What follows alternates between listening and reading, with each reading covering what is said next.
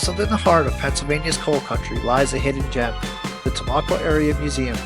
Today we're stepping inside to uncover the rich history, forgotten stories, and remarkable artifacts that shaped this town and the surrounding region. I'm Robbie, and this is I'm Not Lost, I'm Exploring. Let's go back in time together.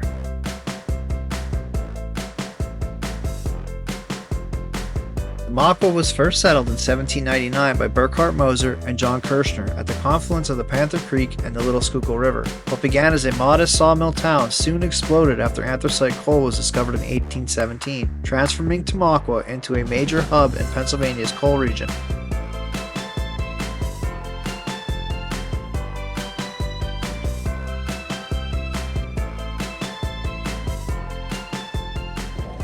So we are in the Tamaqua Area Museum, and the displays here are incredible.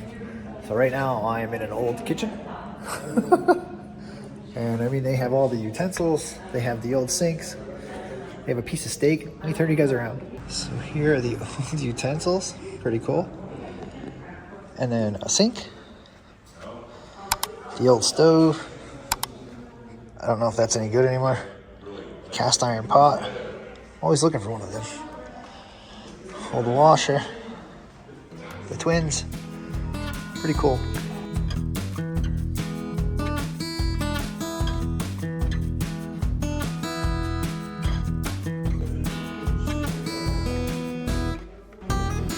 Old milk bottles.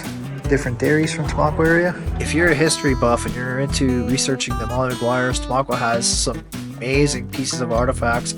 As you can see right here, this is a cross section from the prison cell floor used to shackle alleged Molly Maguires. So this is actually a piece from the old Pottsville prison that was used to shackle them to the floor. And then there's lots of other artifacts there for the Molly Maguires. Whole section here on Molly Maguires, labor industry. So there's definitely a history of the Molly Maguires in Tamaqua. Several of the saloons and supposed meeting places still stand, as well as a plaque commemorating or honoring the life of Benjamin Yost, who was a police officer who was struck down in the line of duty by alleged members of the Molly Maguires. Through the 1800s, waves of immigrants, Irish, Welsh, German, Italian, Lithuanian, Polish, and more flooded into Tamaqua, shaping its neighborhoods, churches, and cemeteries. The borough even played a central role during the Molly Maguire labor unrest, with a tragic murder of policeman Benjamin Yost in 1875 marking a dark chapter in local history. The mid-1800s saw major challenges. An 1850 flood and a devastating 1857 fire destroyed much of downtown Tamaqua, leaving only fire-resistant buildings like the Anthracite Bank standing. Yet the town rebounded, rebuilding in architectural styles like Queen Anne and Italianate, parts of which now form the 55-block Tamaqua Historic District.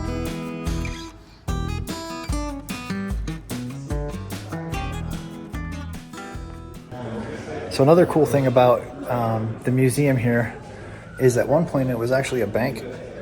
So you guys can see the vault door behind me. I'm going to spin you around. So you can see this was made by the York Safe and Lock Company in Philadelphia in York, PA. And we can actually go inside the bank vault and look at some of the history from the banking industry in Tamaqua.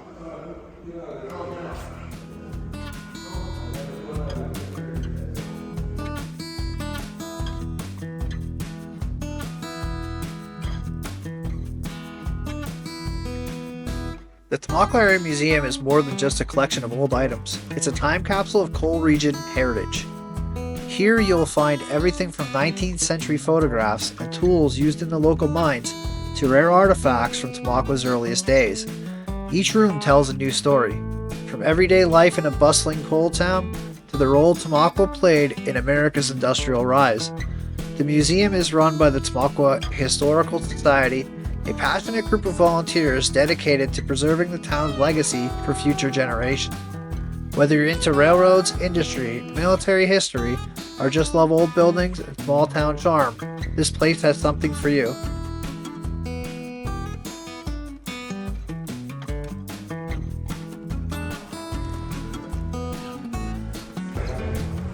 Oh, now this is cool.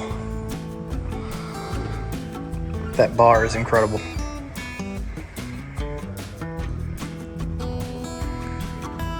(1910) Tamaqua bar.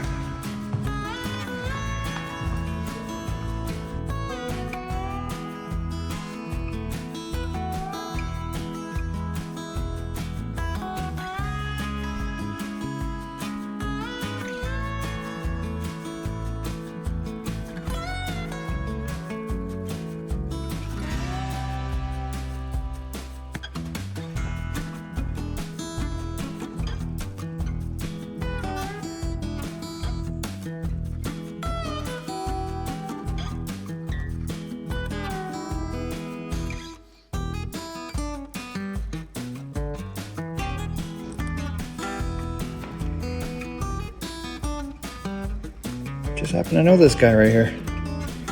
Great work, BJ.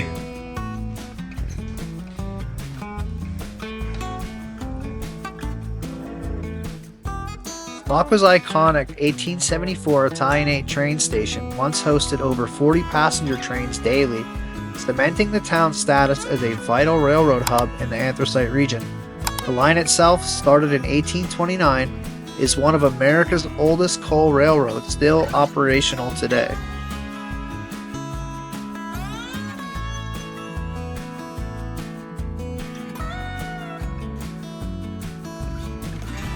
In the mid-20th century, coal mining declined, but Tamaqua pivoted, drawing industries like Morgan knitting mills and light manufacturing.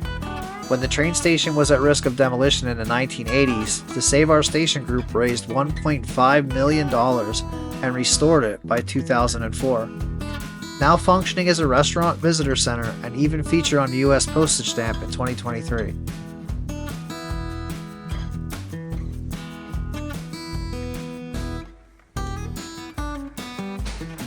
This is a hand-carved Indian statue for a cigar store in Indian, and it's made by a Tamaqua native, Jack Schmock. Very cool. The Tamaqua Area Museum is more than just a building filled with antiques. It's a tribute to the spirit of a town that helped fuel America's industrial growth. Managed by the Tamaqua Historical Society, the museum is housed in several restored 19th century structures. Inside, you'll find rooms dedicated to coal mining, railroads, the local fire companies, military service, and the diverse immigrant communities that shaped Tamaqua's identity. From Civil War uniforms to vintage photographs, tools, and newspapers, each item here tells a story of struggle, perseverance, and pride. This isn't just history under glass. This is a living memory of a town that never stopped moving forward.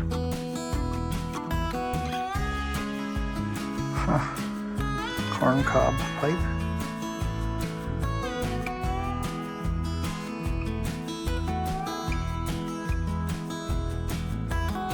Huge thank you to the Tamaqua Area Museum and the incredible volunteers who make all this possible. If you're ever in Tamaqua, make sure you stop by and support local history. And if you can't visit in person, consider donating. Thanks for coming along on this journey with me. Don't forget to like, subscribe, and keep exploring because the past is waiting to be discovered. Thank you all for coming along with me on this journey, and I greatly appreciate you guys. I hope to see you guys all in the next video.